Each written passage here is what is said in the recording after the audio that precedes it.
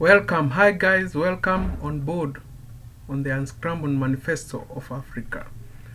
Today we are going to talk about pacification. It's a large topic in my book, and I will cover just the first portion of it, and I hope that you can go and read the other later. Pacification or pacification. The word pacification gets its origin from the adjective used before the noun pacific, which means peaceful or loving peace. The verb pacify has two meanings according to the Oxford Dictionary, the 6th edition. 1. To make somebody who is angry or upset become calm and quiet. The baby could not be pacified. 2. To bring peace to an area where there is fighting or war. And just like we can see a negative term, tribalism, turn to a positive one, here we shall see the reversal of the positivity of pacification turn to negativity according to context.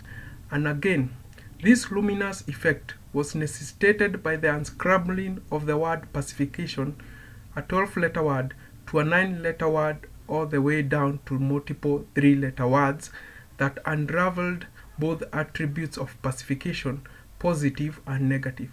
I must admit here that for a scientific mind like mine, this hitherto embarked task of using premeditated words as bricks to build a sensible house is a labor of art. Once the word has been unscrambled, the formed words act as points of the compass, these ancient co-captains of sailors, to guide the navigation on the sea of thoughts. The cathartic effects of pacification are strong, and no rational being cannot recommend utopic moments they create, albeit for a while. I first learned of its use quite recently while watching the documentary on Vietnam War. It was the French colonialists that introduced its ideals to the Vietnamese to try and appease the mass to see the benefits of civilization which they had brought unto them. They started free vaccination programs, introduced education and Western philosophy and religion to these areas. It didn't work much. The Vietnamese still viewed the French as the invaders and enemies. Well, what of civilization? They asserted that they didn't need it under other people's term. They had their own civilization which they wanted to develop. The Americans, to be specific, USA, also tried it too. They introduced free vaccination programs, brought cultural emissaries to mingle with the locals and teach them artistic and technical skills, and also other Western philosophies and missionaries to spread Christianity. Indeed, the Western fish of civilization lacked the occipital and could therefore not move its head when it came to using the same old methods of pacification, a term that sounds right when pronounced in French, pacification. In Africa, it's not the imperialists who arrived first, then later try out elements of pacification. No, pacification arrived first and cunning imperialists sneaked in later.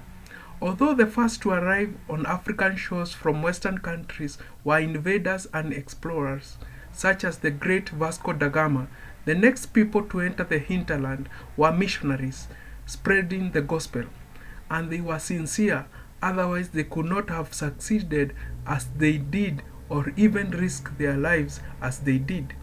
Some dying of malaria and other tropical diseases, they encountered minimal resistance from the natives owing to the fact that Africans had a very high spiritual quotient and high emotional quotient, EQ. But after some time, an imperialist decree was given at the core of Europe, and in came the colonialist. Therein, and pontific of the sincerity of missionaries and seek to disapprove some fellow Africans who, blinded by anger, have held that missionaries had achonitic intentions to eventually draw in the colonialists. The optician might just be coincidence on the accord of the benefit of doubt. I admit that in spite of African chronicles of colonization is sometimes canopic of factual events that are usually infused with much fiction, leading to emergence of functions of historians among the larger fanatics of this peccata.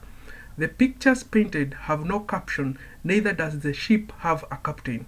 When the action of colonization did take place in Africa, it had different reactions. Some nations collaborated, others resisted first, and they were crushed while others took time to recover from the cocaine high. Is it not Karl Marx who said that religion is the opium of the masses, which had caused anopia, and their seers were yet to hear or see beyond the pianist rhythms of pacification, and their diocese of discernment had a thick patina. This caused a severe atonia of African civilization, and African gods were thwarted from ever recovering from the catnap they had taken during the picnic of pacification. This was a successful tonic to contain any panic that might have arisen during the calculated, faint Appian invasion by colonialists in search of natural resources from these new-found lands. And they build reputable infrastructure, road and rail, to get to the resources. The painting done by these ancient masters is antique, yet it retains an opt aura of incept opulence, enclosed with a picturesque frame of poverty made from the cacao tree. Have I digressed from the topic? In fact, I have, for I must not indulge much of colonization, which is a topic that to be addressed in depth later, while I'm yet bound to unscramble an iota of pacification. Yet sometimes I have observed that containment of a bursting emotion is similar to infliction of pain. Since colonization caused active pain, pacification caused passive pain, as the colonialists injected the buttocks of Africans with a sharp needle to draw blood. The pacifists hugged and massaged them, saying, don't cry, it's only for a while. It's for your own good. You have been injected with a life-saving medicine. You'll see the benefits. Alas, a new heaven is yonder. And this fact led the anti-colonial movement in Kenya, especially the Mau Mau, to coin the adage, Gotire Modhogo na Movea. There is no difference between the colonialists and the missionaries. I rest my case that right now. You can read about other points depicted under pacification in my book Unscrambled Manifesto of Africa. Thank you for listening and watching me. Thank you.